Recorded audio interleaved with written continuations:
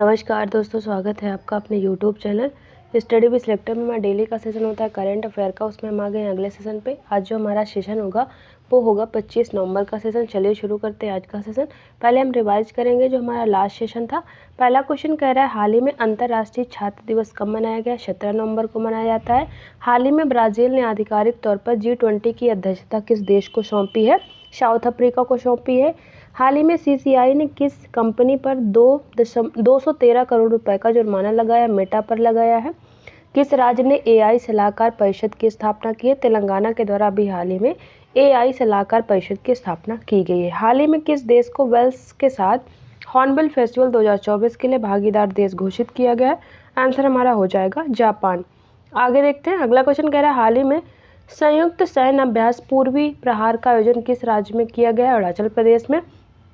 किसे UN का global brand ambassador नियुक्त किया गया? शुभ, जो पंजाबी रैपर हैं, उनको अभी हाल ही में UN का ग्लोबल ब्रांड एम्बेसडर नियुक्त किया गया। हाल ही में जारी वैश्विक जलवायु सूचकांक 2024 में भारत की रैंक 10वीं है।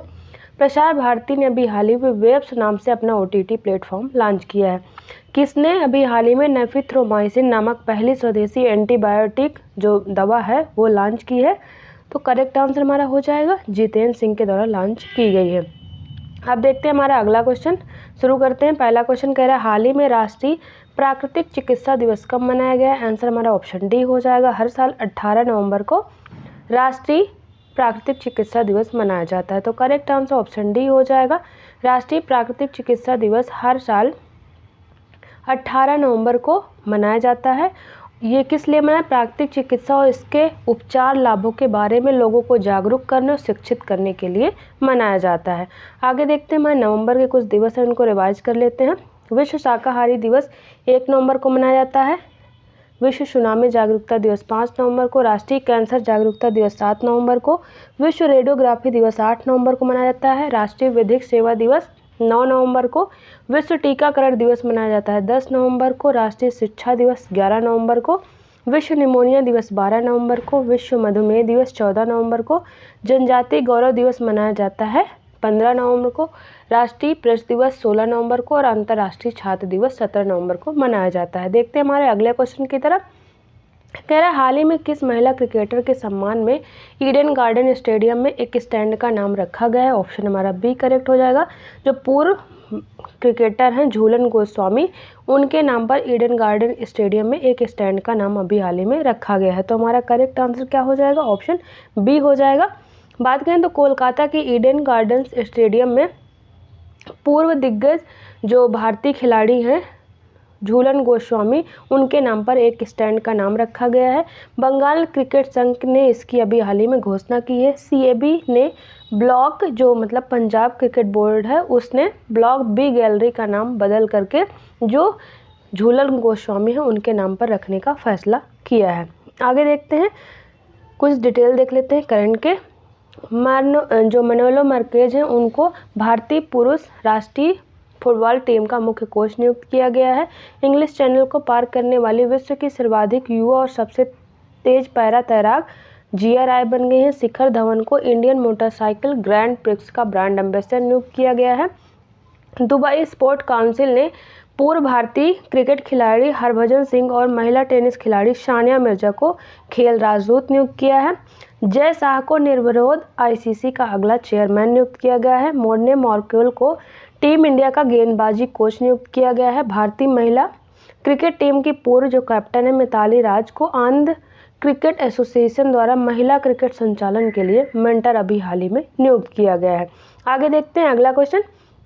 कह रहा है हाल ही में ICC ने किस देश के प्रधानमंत्री के खिलाफ अरेस्ट वारंट जारी किया है? ऑप्शन ए हो जाएगा हमारा करेक्ट। इजराइल के जो प्रधानमंत्री हैं उनके खिलाफ अभी हाल ही में ICC ने अरेस्ट वारंट जारी किया है। तो हमारा करेक्ट आंसर ऑप्शन ए हो जाएगा। बात करें तो अंतर्राष्ट्रीय अपराध न्यायालय यानी ICC ने इजराइल के प्रधानमंत्री बेंजामिन नेतन्याहू और पूर्व रक्षा मंत्री योआव गैलेंट के खिलाफ गिरफ्तारी वारंट जारी किया है। उन पर आरोप है कि उन्होंने गाजा के नागरिकों को निशाना बनाया और भूखमरी की नीतियां लागू की हैं। तो उनके नाम अभी हाल ही में अरेस्ट वारंट जारी किया गया है जो अंतर्राष्ट्रीय अपराध न्यायालय है उसके द्वारा। आगे देखते हैं हमारे कुछ करंट के क्वेश्चन रिवाइज करते हैं। नेपाल अंतर्राष्ट्रीय सौर गठबंधन का 101वां पूर्ण सदस्य बन गया है। 2024 एशिया पावर इंडेक्स के अनुसार भारत जापान को पीछे छोड़कर एशिया का तीसरा सबसे शक्तिशाली देश बन गया है। यूनेस्को विश्व धरोहर समिति ने जापान की सादो सोने की खान को सांस्कृतिक विरासत स्थल के रूप में पंजीकृत किया है। भारत और लाओस ने अयोध्या के भगवान रामलला को चित्रित करने वाले विश्व का पहला डाक टिकट जारी किया है। दक्षिण अफ्रीका ने अपना पहला व्यापक जलवायु परिवर्तन कानून पारित किया है। भारत अपने संपूर्ण जीव जंतुओं की एक व्यापक सूची तैयार करने वाला पहला देश बन गया है, जिसमें 1,04,561 प्रजातियां शामिल की गई हैं। यूक्रेन ड्रोन प्रणालियों के लिए समर्पित सैन्य शाखा स्थापित करने वाला विश्व का पहला देश बन गया है। आगे देखते हैं। अगला क्वेश्चन कह रहा है, हाल ही में भारत के पहले संविधान संग्रहालय का उद्घाटन कहां पर किया गया है? ऑप्शन बी करेक्ट हो जाएगा। हरियाणा के सोनीपत में अभी हाल ही में भारत के पहले संविधान संग्रहालय का उद्घाटन किया गया है, तो करेक्ट आंसर ऑप्शन बी हो जाएगा। हरियाणा के सोनीपत के ओपी जिंदल ग्लोबल यूनिवर्सिटी में देश के पहले संविधान संग्रहालय का उद्घाटन किया गया है। हरियाणा की बात करें तो हरियाणा की राजधानी क्या है? चंडीगढ़ यहाँ की राजधानी। यहाँ के जो राज्यपाल हैं बंडारू दत्तात्रेय और यहाँ के मुख्यमंत्री हैं नायब सिंह सैनी। यहाँ के मुख्यमंत्री और यहाँ के मुख्यमंत्री हैं नायब सिंह सैनी। नायब सिंह सैनी जो है वो हरियाणा के मुख्यमंत्री हैं। आगे देखते हैं, हरियाणा से संबंधित कुछ करंट के क्वेश्चन रिवाइज करते हैं। हरियाणा विधानसभा ने हरियाणा संविदा कर्मचारी विधेयक 2024 पारित किया है, जिसका उद्देश्य लगभग 1,20,000 संविदा कर्मचारियों के लिए नौकरी की सुविधा बढ़ाना है। हरियाणा सभी फसलों को एमएसपी पर खरीदने वाला पहला स्टेट बन गया। हरियाणा सरकार ने पराली जलाने की घटनाओं पर अंकुश लगाने के लिए राज्य विशिष्ट योजना लागू की है। हरियाणा सरकार ने राज्य की महिलाओं के लिए लाडो लक्ष्मी योजना की शुरुआत की है। हरियाणा सरकार ने constable, mining guard, forest guard, jail warden और विशेष पुलिस अधिकारियों के पदों पर अग्निवीरों को 10% का क्षैतिज आरक्षण देने की घोषणा की है। हरियाणा सरकार ने युवा सशक्तिकरण और रोजगार को बढ़ावा देने के लिए आईटी सक्षम युवा योजना का शुभारंभ किया है। हाल ही में केंद्रीय अप्रत्यक्ष एवं सीमा शुल्क बोर्ड के अध्यक्ष संजय कुमार अग्रवाल ने हरियाणा के रोहतक में जीएसटी भवन का उद्घाटन किया है।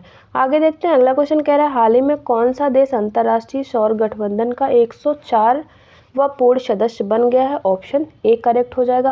आर्मेनिया जो है 104वां सदस्य बना है किसका? अंतर्राष्ट्रीय सौर गठबंधन का, तो करेक्ट आंसर ऑप्शन ए हो जाएगा। बात करें तो आर्मेनिया अंतर्राष्ट्रीय सौर गठबंधन का 104वां पूर्ण सदस्य बन गया है। आईएसए यानी अंतर्राष्ट्रीय सौर गठबंधन की स्थापना 30 नवंबर 2015 को भारतीय प्रधानमंत्री नरेंद्र मोदी और फ्रांस के राष्ट्रपति जो फ्रांसवा ओलांद है उन्होंने की थी। बात करें तो पराग्वे 100वां देश बना था जो आईएसए का मेंबर बना था।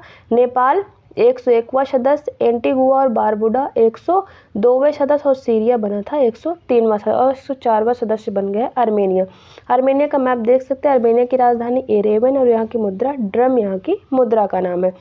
आगे देखते हैं कुछ करंट के क्वेश्चन। आर्मेनिया आर्टेमिस समझौते पर हस्ताक्षर करने वाला 43वां देश बन गया। जिम्बाब्वे संयुक्त राष्ट्र जल सम्मेलन का 54वां पक्ष बन गया है। पैराग्वे अंतर्राष्ट्रीय सौर गठबंधन में पूर्ण सदस्य के रूप में शामिल होने वाला 100वां देश बना है। कोटे डी आइवर 1992 संयुक्त राष्ट्र जल सम्मेलन का 53वां पक्ष बन गया है। बेलारूस आधिकारिक तौर पर संघाई सहयोग संगठन का 10वां स्थायी सदस्य बन गया है। नेपाल अंतर्राष्ट्रीय सौर गठबंधन का 101वां पूर्ण सदस्य बना है। इजराइल एशियाई विकास बैंक का 69वां सदस्य बना है। स्विट्जरलैंड एकीकृत मिसाइल रक्षा प्रणाली के लिए यूरोपीय स्काई शील्ड पहल्स में शामिल हो गया है। आगे देखते हैं, अगला क्वेश्चन कह रहा है, वर्ष 2025 में खेलो इंडिया यूथ गेम्स और खेलो इंडिया पैरा गेम्स का आयोजन किस राज्य में किया जाएगा? ऑप्शन बी हमारा करेक्ट हो जाएगा। बिहार में जो है वर्ष 2025 में खेलो इंडिया यूथ गेम्स और पैरा गेम्स जो है उनका आयोजन किया जाएगा, तो हमारा करेक्ट आंसर क्या हो जाएगा? ऑप्शन बी हो जाएगा। बात करें तो साल 2025 में होने वाले खेलो इंडिया यूथ गेम्स और पैरा गेम्स का आयोजन बिहार में किया जाएगा। बिहार की बात करें तो बिहार की राजधानी क्या है? पटना। यहाँ के मुख्यमंत्री हैं नीतीश कुमार और यहाँ के राज्यपाल हैं राजेंद्र विश्वनाथ आर्लेकर। आगे देखते हैं हमारे करंट के क्वेश्चन कुछ बिहार से रिलेटेड। बिहार कैबिनेट ने हाल ही में महिला संवाद नामक पहल को मंजूरी दी है, जिसका उद्देश्य ग्रामीण क्षेत्रों में महिलाओं को सरकारी नीतियों के बारे में जानकारी देकर उन्हें सशक्त बनाना है। बिहार में पटवा टोली नामक गांव को IIT फैक्ट्री का दर्जा प्रदान किया गया है। बिहार के नागा और नकटी पक्षी अभयारण्य को रामसर कन्वेंशन के तहत अंतर्राष्ट्रीय महत्व की आर्द्रभूमियों में शामिल किया गया है। बिहार सरकार ने सभी मंदिरों, मठों और ट्रस्ट का रजिस्ट्रेशन कराने हेतु जिलाधिकारियों को निर्देश जारी किए हैं। बिहार के मुख्यमंत्री नीतीश कुमार ने भारत के पहले और एकमात्र राष्ट्रीय डॉल्फिन अनुसंधान केंद्र का उद्घाटन अभी हाल ही में पटना में किया है। आगे देखते हैं बिहार राज्य आपदा प्रबंधन प्राधिकरण और IIT पटना में बाढ़, वज्रपात, लू और शीतलहर की चेतावनी देने वाला एक विशेष यंत्र तैयार किया है। बिहार के पहले ड्राई पोर्ट और इनलैंड कंटेनर डिपो का पटना जिले के बिहटा में अभी हाल ही में शुभारंभ किया गया है। आगे देखते हैं अगला क्वेश्चन कह रहा है हाल ही में किस मंत्रालय द्वारा भारत का पहला कृत्रिम बुद्धिमत्ता यानी AI डेटा बैंक लॉन्च किया गया है। और हमारा करेक्ट आंसर क्या हो जाएगा, ऑप्शन ए हो जाएगा करेक्ट। विज्ञान एवं प्रौद्योगिकी मंत्रालय द्वारा अभी हाल ही में भारत का पहला जो कृत्रिम बुद्धिमत्ता डेटा बैंक है वो लॉन्च किया गया। तो करेक्ट आंसर हमारा ऑप्शन ए हो गया। भारत ने अपना पहला आर्टिफिशियल इंटेलिजेंस यानी AI डेटा बैंक जारी किया है, जिसका उद्देश्य विज्ञान और प्रौद्योगिकी मंत्रालय द्वारा नवाचार को प्रोत्साहित करना और राष्ट्रीय सुरक्षा को बढ़ावा देना है। आगे देखते हैं हमारे करंट के क्वेश्चन कुछ रिवाइज करते हैं। पंचायती राज मंत्रालय ने भारत मौसम विज्ञान विभाग के साथ साझेदारी में ग्राम पंचायतों को दैनिक मौसम पूर्वानुमान प्रदान करने के उद्देश्य से एक नई पहल शुरू की है।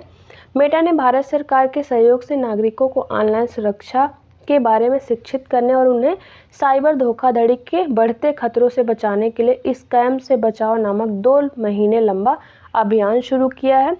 सेंट्रल स्क्वायर फाउंडेशन ने गूगल के सहयोग से पूरे भारत में 5 मिलियन से अधिक छात्रों, अभिभावकों और शिक्षकों के लिए AI साक्षरता को बढ़ावा देने के लिए AI समर्थ पहल शुरू किया है। केंद्रीय मंत्री ने भुवनेश्वर में एक कार्यक्रम में भारत के सजावटी मत्स्य पालन क्षेत्र को समर्थन देने के लिए रंगीन मछली मोबाइल ऐप लॉन्च किया है। नेक्स्ट कह रहा है इसरो के विक्रम साराभाई अंतरिक्ष केंद्र ने गगनयान मिशन के अंतरिक्ष यात्रियों के लिए सखी ऐप विकसित किया है। आगे देखते हैं अगला क्वेश्चन कह रहा है हाल ही में किस देश में पानी की कमी के कारण आपातकाल घोषित किया गया है। आंसर हमारा ऑप्शन सी हो जाएगा। अभी हाल ही में इक्वाडोर में पानी की कमी के कारण आपातकाल घोषित किया गया है। तो हमारा करेक्ट आंसर ऑप्शन सी हो जाएगा इक्वाडोर। बात करें तो इक्वाडोर ने भीषण सूखे और जंगल में लगी आग के कारण आपातकाल वहां पर घोषित किया है। इसे 60 दिनों के लिए घोषित किया गया। इक्वाडोर की बात करें तो दक्षिण अमेरिका में स्थित एक लोकतांत्रिक देश है। इसके उत्तर में कोलंबिया, पूर्व और दक्षिण में पेरू और पश्चिम की ओर प्रशांत महासागर स्थित है। यहाँ की राजधानी क्या है, क्विटो, और यहाँ की मुद्रा है अमेरिकी डॉलर, जो है वो इक्वाडोर की मुद्रा का नाम है। आप यहाँ पर लोकेशन देख सकते हैं इक्वाडोर की। आगे देखते हैं हमारे करंट के क्वेश्चन को रिवाइज करते हैं। प्रथम खो खो विश्व कप 2025 की मेजबानी भारत करेगा। नेक्स्ट कह रहा है भारत ने जल पाइपलाइन प्रतिस्थापन परियोजना के लिए मॉरिशस को पहली बार रुपया आधारित सुविधा जो ऋण सुविधा है वो प्रदान की है। भारत और लाओस ने अयोध्या के भगवान रामलला को चित्रित करने वाला विश्व का पहला डाक टिकट जारी किया है। डेनमार्क ने भारत के साथ मिलकर उत्तर प्रदेश के वाराणसी में स्वच्छ नदियों पर स्मार्ट प्रयोगशाला की स्थापना की है। भारत के विदेश मंत्री एस जयशंकर ने मॉरिशस में पहले विदेशी जन औषधि केंद्र का उद्घाटन किया है। ऑस्ट्रेलिया ने शिशुओं में मूंगफली एलर्जी के इलाज के लिए दुनिया का पहला कार्यक्रम शुरू किया है। दक्षिण अफ्रीका ने अपना पहला व्यापक जलवायु परिवर्तन कानून पारित किया है। आगे देखते हैं अगला क्वेश्चन कह रहा है हाल ही में किस राज्य को सर्वश्रेष्ठ समुद्री राज्य का पुरस्कार प्रदान किया गया है। तो हमारा करेक्ट आंसर क्या हो जाएगा, ऑप्शन बी करेक्ट हो जाएगा। केरला को अभी हाल ही में सर्वश्रेष्ठ समुद्री राज्य का पुरस्कार प्रदान किया गया है। तो करेक्ट आंसर ऑप्शन बी हो गया केरला।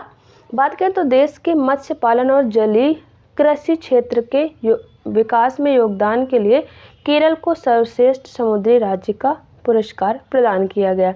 अब बात कर लें 2024 विश्व मत्स्य दिवस के जो पुरस्कार और अन्य विजेता कौन कौन से हैं। सर्वश्रेष्ठ समुद्री राज्य केरल है। सर्वश्रेष्ठ अंतर्देशीय राज्य तेलंगाना को ये अवार्ड दिया गया है। सर्वश्रेष्ठ हिमालयी और पूर्वोत्तर राज्य उत्तराखंड। सर्वश्रेष्ठ केंद्र शासित प्रदेश जम्मू कश्मीर को ये अवार्ड प्रदान किया गया है। आगे देखते हैं कुछ करंट के क्वेश्चन। केरल ने पर्यटन के लिए सी प्लेन सेवा की शुरुआत की है। केरल के वजाचल में कादर जनजाति ने आक्रामक प्रजातियों से प्रभावित प्राकृतिक वनों को बहाल करने के लिए एक अग्रणी जो परियोजना है उसका शुभारंभ किया है। केरल के मुख्यमंत्री पिनराई विजयन ने हाल ही में कन्नूर के कल्यासेरी में केलेट्रान कंपोनेंट कॉम्प्लेक्स लिमिटेड में भारत की पहली सुपर कैपेसिटर विनिर्माण सुविधा का उद्घाटन किया है। लगातार दूसरे साल केरल ने 2024 राज्य खाद्य सुरक्षा सूचकांक में शीर्ष स्थान हासिल किया है। Kerala infrastructure and technology for education ने अभी हाल ही में काइट JNU लिनक्स 22.04 पेश किया है, जो केरल के सरकारी स्कूलों के लिए विशेष रूप से डिजाइन किया गया एक मुफ्त ऑपरेटिंग सिस्टम है। डॉक्टर रवि कुमार कनपार्थी के नेतृत्व में केंद्रीय विश्वविद्यालय के एक शोध दल ने एक उन्नत साइनाइड सेंसर अभी हाल ही में विकसित किया है। केरल के शक्तिकुलंगरा जो मछली पकड़ने वाले बंदरगाह पर भारतीय प्राणी सर्वेक्षण के वैज्ञानिकों ने गहरे पानी में रहने वाली डॉगफिश शार्क की एक नई प्रजाति की खोज की है। यूनेस्को ने 23 जून को कोझिकोड को भारत के पहले साहित्य शहर के रूप में सम्मानित किया है। आगे देखते हैं। अगला क्वेश्चन कह रहा है हाल ही में किसने विजन पोर्टल लॉन्च किया है। हमारा करेक्ट आंसर ऑप्शन बी हो जाएगा। हमारे जो केंद्रीय मंत्री हैं डॉक्टर जितेंद्र सिंह, उनके द्वारा अभी हाल ही में विजन पोर्टल लॉन्च किया गया है। तो करेक्ट आंसर ऑप्शन बी हो जाएगा। केंद्रीय मंत्री डॉक्टर जितेंद्र सिंह ने वंचित बच्चों में कौशल विकास को बढ़ावा देने के लिए विजन पोर्टल लॉन्च किया है। यह विज्ञान एवं प्रौद्योगिकी मंत्रालय की पहल है। इसे उत्सव फाउंडेशन के सहयोग से संचालित किया जा रहा है। अब इसके उद्देश्य क्या है। वित्त पोषण और मार्गदर्शन प्रदान करके उन छात्रों के बीच नवाचार की भावना को बढ़ावा देना है जो अपना स्वयं का व्यवसाय शुरू करना चाहते हैं। सैद्धांतिक ज्ञान और व्यवहारिक अनुभव के बीच की खाई को पाटकर युवाओं में समस्या समाधान क्षमता विकसित करना है। यह स्कूलों, औद्योगिक प्रशिक्षण संस्थानों और कॉलेजों में पढ़ने वाले भारतीय छात्रों की इंटर्नशिप परियोजनाओं को वित्त पोषित करता है। आगे देखते हैं हमारे करंट के क्वेश्चन। पीएम नरेंद्र मोदी ने अभी हाल ही में UN पोर्टल जो है उसकी शुरुआत की है। इस पोर्टल की मदद से गर्भवती महिलाओं और नवजात शिशुओं को लगने वाली जो वैक्सीन है उनके डिजिटल रिकॉर्ड को रखा जाएगा। भारी उद्योग मंत्रालय ने भारत मंडपम नई दिल्ली में PM इलेक्ट्रिक ड्राइव क्रांति इन इनोवेटिव व्हीकल एनहांसमेंट जो है PM E-ड्राइव योजना उसका शुभारंभ किया है। केंद्रीय बंदरगाह जहाजरानी और जलमार्ग मंत्री श्री सर्बानंद सोनोवाल ने मुंबई बंदरगाह से क्रूज भारत मिशन की शुरुआत की है। केंद्रीय वित्त मंत्री निर्मला सीतारमण ने NPS वात्सल्य योजना का आधिकारिक तौर पर शुभारंभ किया है। गृह मंत्री अमित शाह ने जनगणना भवन में नागरिक पंजीकरण प्रणाली यानी CRS ऐप अभी हाल ही में लॉन्च किया है। इस तरह से जो हमारे ऑब्जेक्टिव टाइप के क्वेश्चन होते हैं वो खत्म होते हैं। एक क्वेश्चन लास्ट वीडियो में आपसे पूछे थे, उसका आंसर देखते हैं। क्वेश्चन था हाल ही में किसे प्रतिष्ठित ग्रीन वर्ल्ड पर्यावरण पुरस्कार से सम्मानित किया गया है। ऑप्शन बी करेक्ट हो जाएगा। कोल इंडिया को अभी हाल ही में प्रतिष्ठित ग्रीन वर्ल्ड पर्यावरण पुरस्कार से सम्मानित किया गया है। आगे देखते हैं क्वेश्चन डेली आपसे पूछते हैं जिसका आंसर आपको हमें कमेंट बॉक्स में लेना होता है। क्वेश्चन कह रहा है हाल ही में किसे UN का ग्लोबल ब्रांड एम्बेसडर नियुक्त किया गया है। तो इसका आंसर आप हमें कमेंट बॉक्स में ज़रूर दें। इस तरह जो हमारा डेली का सेशन होता है वो ख़त्म होता है। यहाँ पर हमारे टेलीग्राम चैनल का लिंक दिया है, यहाँ से आप हमारे टेलीग्राम चैनल को जरूर ज्वाइन करें। वहाँ पर डेली सेशन की PDF आपको एकदम फ्री में अवेलेबल रहेंगी। साथ में सारे क्वेश्चन के आंसर रहते हैं जिससे आपको रिविजन में आसानी होगी। और यदि आपने अभी तक हमारे चैनल स्टडी विद सिलेक्टर को सब्सक्राइब नहीं किया तो प्लीज़ सब्सक्राइब कर लो, बेल आइकन जरूर प्रेस करें। सबसे पहले हमारे वीडियो का नोटिफिकेशन आप तक पहुंचता रहे। आपको हमारा वीडियो पसंद आए तो वीडियो को लाइक करें, दोस्तों तक जरूर शेयर करें। चलिए मिलते हैं आपसे नेक्स्ट वीडियो में, तब तक के लिए थैंक यू।